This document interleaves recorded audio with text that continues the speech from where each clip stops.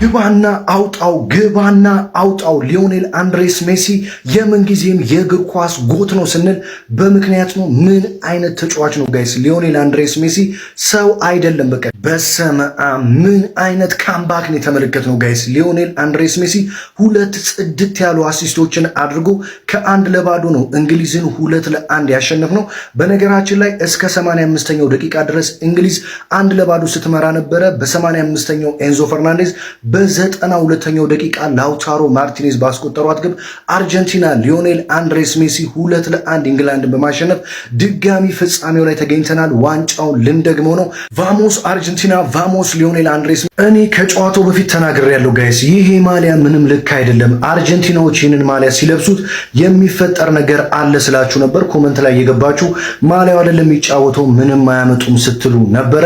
ነገር ግን አርጀንቲናዎች ይህንን ሰማያዊ ማሊያ ሲለብሱ እንግሊዝ ላይ ምን እንደሚፈጠር ዛሬም በደንብ አይታችኋል ብዬ አስባለሁ። ይህ ሰውዬ ምን አይነት ሰው ነው ጋይ? ምን አይነት አሲስት ነው ያደረገው? በግራ እግሩ፣ በቀኝ እግሩ፣ በሁለቱም እግሩ ነው ዛሬ እንግሊዞችን የገደላቸው ማለት ነው። የሱ ሁለት አሲስቶች ናቸው አርጀንቲናን ከመሬት አንስተው ጨዋታውን እንድታሸንፍና ድጋሚ ፋይናሊስት እንድትሆን ያደረጋል። መጨረሻ ላይም እንግዲህ ይኸውላችሁ ንጉሱ ደስታውን መቆጣጠር ተስኖት ነው ሜዳ ላይ የታየው። እኔ ስለዚህ ሰው ብዙ ዜና ሰርቻለሁ። ምንም አይነት ቃላት የለኝም ዛሬ ጋይስ። በጣም እንደሚችል የምንጊዜም የዓለማችን ምርጡ እንደሆነ በሚገባ አስመስክሯል ብዬ አስባለሁ። አሁንም እየመጡ ፊፋ እያሉ የሚያለቅሱ ሰዎች በእርግጠኝነት እንደሚኖሩ እርግጠኛ ነኝ። ላይ እስኪ ስለ ሊዮኔል አንድሬስ ሜሲ የሆነ ነገር ጻፉ፣ ይመቻችሁ። የአባቱ ልጅ ማለት ኤንዞ ፈርናንዴዝ ነው ጋይስ። በነገራችን ላይ ዛሬ የተጠቀማት የደስታ አገላለጽ ትዝ ይላችኋል።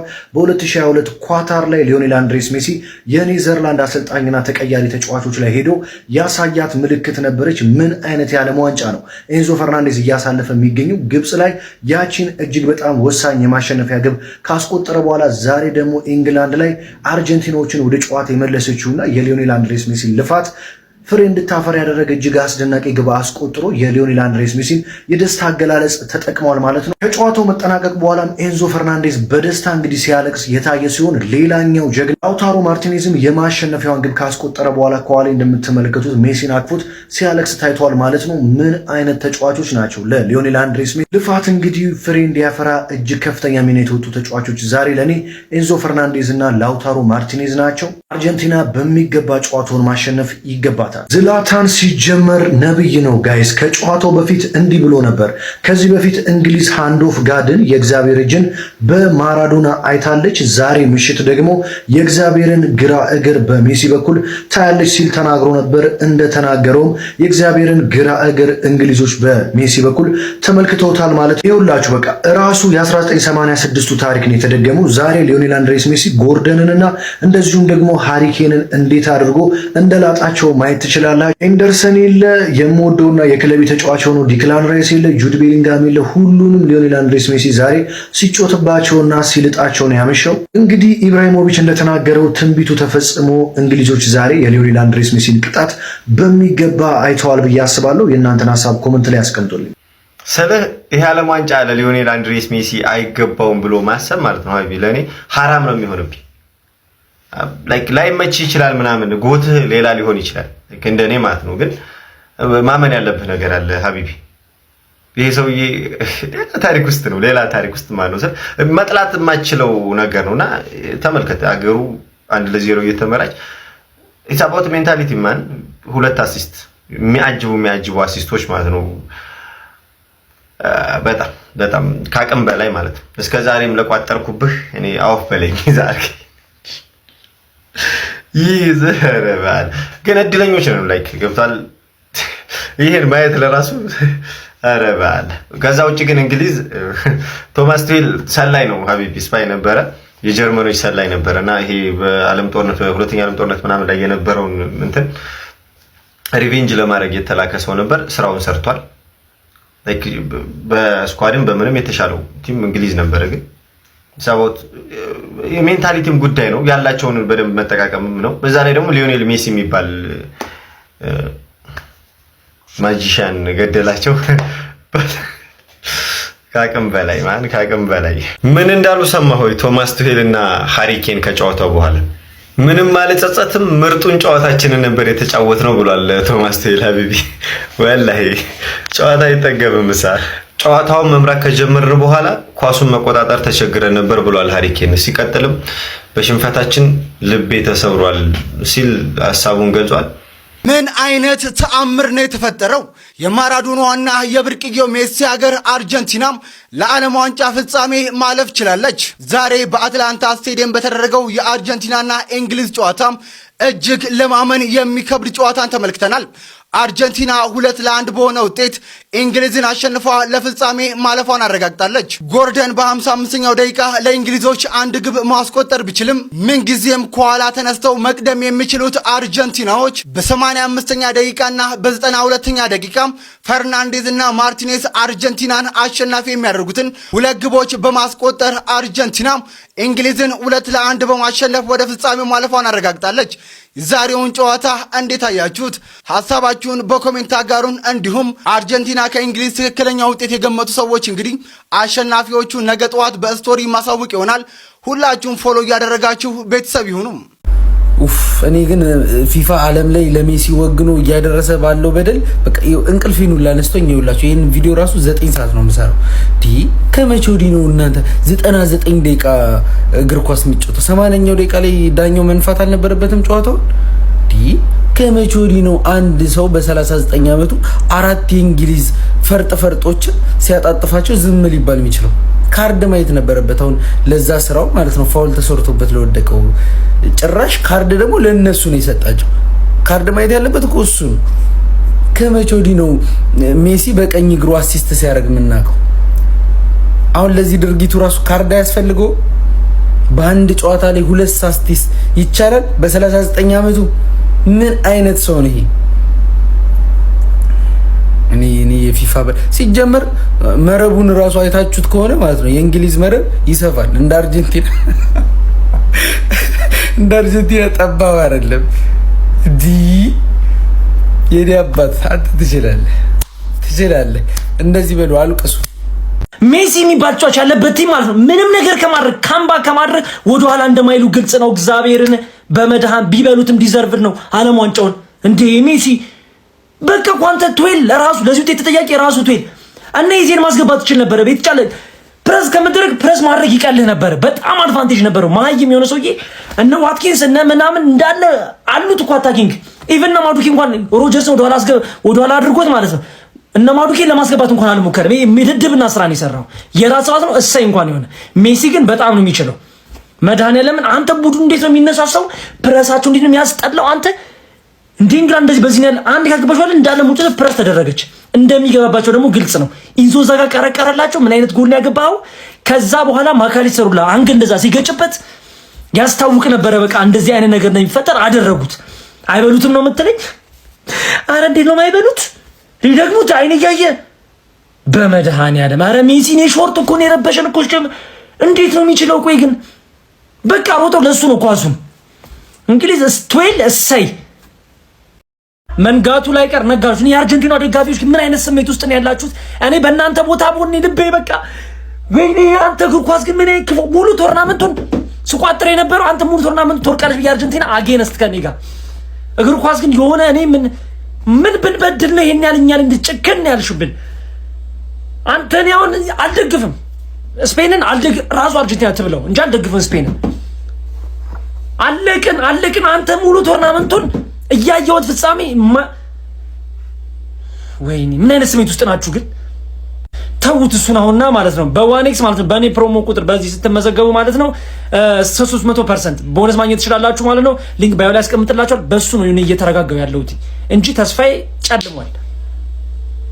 እኔ የምላችሁ የአርጀንቲና ብሔራዊ ቡድን ማለት ነው ቁጭ ብለው እስከ 80ኛው ደቂቃ ይጠብቁና 2 ጎልም 3 ጎልም ይቆጠርባቸው ብቻ እስከ 80ኛው ደቂቃ ሲንዘላዘሉ ይቆያሉ። ከ80 ደቂቃ በኋላ ግን 5 ብታገባባቸውም ካምባክ ማድረጋቸው አይቀርም። በቃ ባለም ዋንጫው እያሳዩን ያሉት ነገር ያ ነው። በቃ ከ80 ደቂቃ በኋላ ምን አጭሰው እንደሚገቡ የሆነች የሚወስዷት ከኒንም አለች። በቃ ይሄ ቀፎ የተነካባት ንብ የለችም። እንደዛ ነው የሚወሩህ ነው የምልህ። በቃ አነር ነው የሚሆኑበት። መጀመሪያ አጋማሽ ላይ ግን ማለት ነው ማንንም ቡና ራሱ ቢገጥማቸው ያሸንፋቸዋል። መጀመሪያ አጋማሽ ከ80 ደቂቃ በኋላ ግን እንዲህ ተርቡ ነው የሚመጡብን እንደዚህ ማለት ነው። የሆነ ሊሸነፉ ሲሉማ የሆነ የሚወስዷት ነገር አለቻቸው። ኑ ምናምን ይባል የውሃ እረፍት ላይ 70 ምናምንኛው ደቂቃ ላይ እቺን ሰዱ ይባላሉ። ያችን ቀመስ አድርገው ይገባሉ። አባቴ ኧረ በስመ አብ 80ኛው ደቂቃ እኮ ነው የበጠበጠን። ሊዮኔል ሜሲና አርጀንቲና ለፍጻሜ መድረሳቸውን አረጋግጠዋል። ምሽቱን ከእንግሊዝ ጋር ጨዋታ ነበራቸው። በግማሽ ፍጻሜ ጨዋታ እንግሊዞች ጨዋታውን መምራት ችለው ነበር 1-0 በሆነ ውጤት። ነገር ግን ኋላ ላይ በተቆጠሩባቸው 2 ጎሎች 2-1 በሆነ ውጤት ተሸንፈዋል። ከነዚህ የጎል መቆጠር እንቅስቃሴዎች ጀርባ ሊዮኔል ሜሲ በተለይ ደግሞ ጨዋታውን በእርጋታ የመራበት መንገድ የሚደነቅ ነው። እያንዳንዱ እንቅስቃሴ በተለይ ከፍጥነት ከጉልበትና እንዲሁም ደግሞ ከኃይል አጨዋወት በመውጣት ጨዋታው የሚፈልገው እይታ ምንድነው የጎደለው፣ በተለይ ደግሞ የ10 ቁጥር ሚና ላይ የጎደለው ነገር ምንድነው የሚለውን በሚገባ በእንቅስቃሴ አሳይቷል። አሲስት ያደረገበትን ሁለተኛው ጎል ከተመለከትነው በተለይ የጨዋታው ወሳኙ ተጫዋች በየትኛው አቅጣጫና የትኛው ቦታ ላይ ሆኖ እንቅስቃሴውን ሊቆጣጠር እንደሚችል የሚያሳይ ነው። እንግዲህ የፍጻሜ ጨዋታ በአርጀንቲናና በስፔን መካከል የሚደረግ ይሆናል። የስፔን ብሔራዊ ቡድን ጨዋታ ሜዳ ላይ ገብቶ ተመልክቷል። ሊዮኔል ሜሲ እንደምታስታውሱት ለፍጻሜ ለማለፍ ያደረጉትን ጨዋታ ማለት ነው። ስለዚህ እጅግ በጣም ኢሞሽናል አታችመንት ያለበት ጨዋታ ነው የሚሆነው ለሊዮኔል ሜሲ። ሊዮኔል ሜሲ መጀመሪያ ከአርጀንቲና ወደ ስፔን በሄደበት ጊዜ የመጀመሪያዎቹ 5-6 ዓመታት ከስፔን ካልቸር ጋር የተዋወቀበትና የስፔን ካልቸር እሱን እንደገና ለእግር ኳስ እንዲበቃ ያደረገው አስተሳሰብ ነበረው። በዛ ምክንያትም ተጽዕኖ ውስጥ ወድቆ እንግዲህ ለስፔን ብሔራዊ ቡድን ሊጫወት ጫፍ ላይ ደርሶ እንደነበረ የሚታወቅ ነው። በአባቱና በቤተሰቦቹ ምክንያት ነው እንግዲህ ለአርጀንቲና ብሔራዊ ቡድን እንዲጫወት የተደረገው እንጂ በአንድ ወቅት ወስኖ እንደነበረ ይታወቃል። ስለዚህ በአንድ ወቅት ሊጫወትላት አስቦ የነበረችን ሀገር በፍጻሜው ጨዋታ የሚገጥም ይሆናል ማለት ነው። ጥሩ የፍጻሜ ጨዋታ እንደሚሆን ግልጽ ነው። ወደ ዛሬው ጨዋታ ግን ስመጣ በተለይ የጨዋታውን እንቅስቃሴ አንዱ የለወጠው የቶማስ ቱሄል የጨዋታ አስተሳሰብ ነው። በተለይ በእግር ኳስ አስተሳሰብ የሚባላል የቀድሞው አንጋፋው አሰልጣኝ ዮሃን ክራይፍ የሚናገረው ነገር አለ። እግር ኳስ ጨዋታን ተከላክለ ሳይሆን አጥቅተ ነው የምትቆጣጠረው ይላል። በቶማስ ቱሄል እንቅስቃሴ ውስጥ ግን የተመለከትነው በርካታ የተከላካይ መስመር ተጫዋቾችን ወደ 6 የሚጠጉ የተከላካይ መስመር ተጫዋቾችን ተጠቅመዋል። በተለይ ዴክለን ራይስ ከወጣ በኋላ የነበረው የአማካኝ ክፍል ተሰብሯል። ወደፊት የሚሄደው ሽግግር ተቆርጦ ወደ ኋላ የሚመጣው ጫና በዝቶ ነበረ። ይህንን ባላንስ ለመስራት እንግዲህ እየተቸገሩ እንደነበረ ተመልክተናቸዋል። የአማካኝ ክፍሉን የሰበሩት አሰልጣኝ ማጥቃቱን ከማሳደግ ይልቁን መከላከሉ ላይ መምረጣቸው እንግሊዝን እጇን ቆርጧታል። ፍጻሜ ጨዋታ ላይ እንግዲህ የስፔንና የአርጀንቲና ጨዋታ የሚጠበቅ ይሆናል። የትኛው የፍጻሜ ቡድን ጠንካራ ይሆናል ብላችሁ ታስባላችሁ? እስኪ ሀሳብ ቶማስ ቱሄል አጥብቆ መከላከልን፣ ውጤት ማስጠበቅን ከሚኬል አርቴታ ልትማር ይገባል። አርጀንቲና እንግሊዝን 2-1 አሸነፋ ፋይናል ደረሰች። እንግሊዞች ከአርጀንቲና ጋር ሲጋጠሙ የረሱት ነገር ጨዋታውን ወደ እልህ መቀየር፣ ወደ ጦርነት መቀየር አልነበረባቸውም። ቤሊንግሃም ንጉሱን ተናገረው፣ ንጉሱ በመጨረሻም ምላሽ ሰጠው። እኔ አርጀንቲና እንደምታልፍ ያወቅኩት ገና የብሔራዊ መዝሙራቸውን ሲዘምሩ ነው። የአርጀንቲናን አሰልጣኝ ወኔ ተመልክታችሁታል። የአርጀንቲና ተጫዋቾችን ወኔ ተመልክታችሁታል። ጭራሽ እንግሊዝ ደግሞ አርጀንቲና እንደዚህ አይነት እልህ፣ እንደዚህ አይነት ጦርነት እንደሚመቻቸው አላወቁም ነበር። እነ ቤሊንግሃም የባለፈውን ዓለም ዋንጫ አልተመለከቱትም ማለት ነው። ከኔዘርላንድ ጋር የነበራቸውን ቁርሾና እልህ አርጀንቲናም ጸብ፣ እልህ፣ ቁጣ ሙዝ የመላጥ ያክል ይቀላታል፣ ይመቻታል። ምትሃታዊ ግራግር ያለው ሊዮኔል ሜሲ ዛሬም ንጉስ መሆኑን ለዓለም አሳይቷል። አርጀንቲና ወደ ፍጻሜ አልፋለች። ቤሊንግሃም መተንኮስ መናገር ያልነበረብህን ከባድ ሰውን የተናገርከው። ቶማስ ቱሄል አጥብቆ መከላከልን፣ ውጤት ማስጠበቅን ከሚኬል አርቴታ ልትማር ይገባል። እንግሊዝ ይህን ጨዋታ አሸንፋ ቢሆን ኖሮ ጄድ ስፔንስ እና በጣም ብዙ እንግሊዛውያን ይህንን ፎቶ በፍሬም ነበር ቤታቸው ያስቀምጡ የነበረው። አንዳንድ ተጫዋቾችን አይታችኋቸው በቃ ይሄ ተጫዋች ዛሬ መሸነፍ አልነበረበትም ትላላችሁ። ጄድ ስፔንስ ትናንትና ሲያሳይ የነበረው ፐርፎርማንስ በውጤቱ ኢክሊፕስ መደረግ የለበትም። በጣም ባንገር ነበር ሙሉ ጨዋታ። ቶማስ ቱሄል ማለት ነው ትናንትና ኒኮ ሬይን አስቀምጦ እሱን ሲያስቀድሙ መጀመሪያ ላይ ፈልጎ ነው ብላ እያልኩ ነበር፣ ግን ድሪብሎቹ ምናምን ፈርስት ሃፍ ላይ ሲጫወት የነበረበት ሜንታሊቲ ኤቭሪቲንግ ማለት ነው ቢግ ፐርፎርማንስ ትናንትና ያሳየው። እኔ ቶተናም ውስጥ ሳየው በቃ ሬት አላረገውም ነበር። ይሄ ልጅ ሁልጊዜ የሆነ ነገር ይሰራ ምናምን ከአቋሙ በላይ ጄድ ስፔስ ፔኒቴንሸሪ እያለ የሆነ ሰምቲንግ ሲሰራ ነበር ማለት ነበረውና ትናንትና ግን ይሄን ፐርፎርማንስ እናንተ ከ10 ትሰጡታላችሁ። እኔ በስርዓት 10 ከ10 የምሰጠው ፐርፎርማንስ ነው። እናንተ ከ10 ስንት እንደምትሰጡት ኮሜንት ላይ አስቀምጡልኝ። ፎሎ ኮፒ ሊንክ ሼር እያደረጋችሁ ይመቻችሁ። ሊዮኔል ሜሲ ከጨዋታው በኋላ እጅግ አስደናቂና አስገራሚ የሆኑ አስተያየቶችን ሰጥቷል። ምን እንዳለ ሁሉንም ነግራችኋለሁ። ቪዲዮን ኮፒ ሊንክ ላይ ሪፖስት እያደረጋችሁ እስከ መጨረሻው እንድትከታተሉ እምጋብዘው ነው። ፍሬፓኒ ሊዮኔል አንድሬስ ሜሲ እንግሊዝን 2-1 በአስደናቂ ምታታዊ አሲስቶቹ ካሸነፉና ወደ ፍጻሜው ከተሻገሩ በኋላ በሰጠው ጋዜጣዊ መግለጫ ላይ እንደገለጸው ከሆነ በተለይም የመጀመሪያው አስተያየቱ በጣም ልብን የሚገዛ ነው። ሊዮኔል ሜሲ እንደተናገረው ከሆነ በአርጀንቲና ከወር መቆየት የማይችሉ በጣም ብዙ በድህነት አረንቋ ውስጥ ያሉ ህዝቦች አሉን። እነሱን ለአንድ ቀንም ለተወሰነ ደቂቃዎችና ሰዓታትም ቢሆን ደስታን ፈጥረንላቸው ህይወታቸውን እንዲረሱ ማድረግ ስለምንችል በእግር ኳስ በጣም እንደሰታለን። የሀገሬ ህዝቦች ከወር እንኳን በአግባቡ መቆየት የማይችሉ ብዙ አሉ፣ ስራም የሌላቸው ብዙ አሉ። ነገር ግን በእንደዚህ አይነት ምሽት ሁሉ ነገር እንደሚረሱ እርግጠኛ ነኝ። ይህንን በማድረጋችን በጣም ደስተኛ ነኝ በማለት አስተያየቱን ሰጥቷል። ሊዮኔል ሜሲ አክሎም በዚህ ዓለም ዋንጫ ምርጥ ብቃትና ምርጥ አቋም ላይ ለመገኘት ስል ከአንድ ዓመት በፊት ነበረ ዝግጅቴን የጀመርኩት። ያለፈው ነሐሴ ወር ያለፈው ክረምት የምታስታውሱ ከሆነ አንድ ወሩን ሙሉ በአርጀንቲና ነበር ያሳለፍኩት። ምክንያቱ ደግሞ ለዚህ ዓለም ዋንጫ በጥሩ ሁኔታ ላይ በጥሩ ብቃት ላይ ለመዘጋጀት ስል ነበረ። ጠዋትና ከሰዓት ሌሊትን ጨምሮ ደክሜ በጣም በጥሩ ሁኔታ ላይ ተገኝቻለሁ። እንደዚሁም ደግሞ አርጀንቲና በፊፋ ትታገዛለች ለሚለው ጥያቄ ሊዮኔል ሜሲ ሲመልስ የፈለጉትን ማለት ይችላሉ። ሰዎች ብዙ ይላሉ፣ ነገር ግን እኛ በተግባር አሳይተናል። የዛሬ ምሽቱን ጨዋታ እንኳን ማየት ትችላላችሁ። እንግሊዞች 1-0 ከመሩ በኋላ እንዴት አድርገን ዶሚኔት አድርገን ስንጫወት እንደነበረ ያን ደግሞ በተግባር እያሳየን ስለሆነ ለሰዎችና ለወሬ ጆሮ አልሰጥም በማለት ምላሹን ሰጥቷል። ሊዮኔል ሜሲ በዚህ ላይ አክሎም ሲናገር ማንም በነፃ የሰጠን ምንም ነገር የለም፣ ነገር ግን ሰዎች እኛ ያሳካናቸው በጣም እብደት የሚመስሉ ምርጥ ስኬቶችን ሲመለከት ስለሚበሳጭና ስለሚያዝን ብዙ እንደሚናገር አውቃለሁኝ።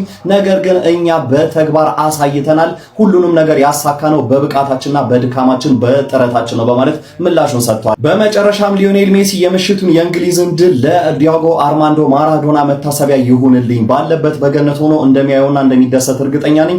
እኔን ምን ያክል እንደሚወደኝ አውቅ ነበረ። ሰዎች ከሱ ጋር ያነጻጽሩኛል፣ ነገር ግን እኔ ንጽጽሩን አይደለም የምፈልገው። ለማራዶና የተለየ ቦታና የተለየ ፍቅር አለኝ። ይህንን ድል ለሱ መታሰቢያ ማድረግ እፈልጋለሁ። እንደዚሁም ለደጋፊዎቻችን ማለት የምፈልገው ልክ የካታሩ ዓለም ዋንጫ ላይ እንዳልኳችሁ ሁሉ ይህንን የዓለም ዋንጫ አጣጥሙት። ይሄ ቡድን እናንተን መቼም ቢሆን አንገታችሁን አያስደፋችሁም። በፍጻሜው ጨዋታም ስፔንን የምንገጥም ይሆናል። በጣም ከባድ ቡድን ነች። ብዙዎቹን ተጫዋቾች አውቃቸዋለሁ። በምወደው ባርሴሎና ክለብ ውስጥ የሚጫወቱ ናቸው።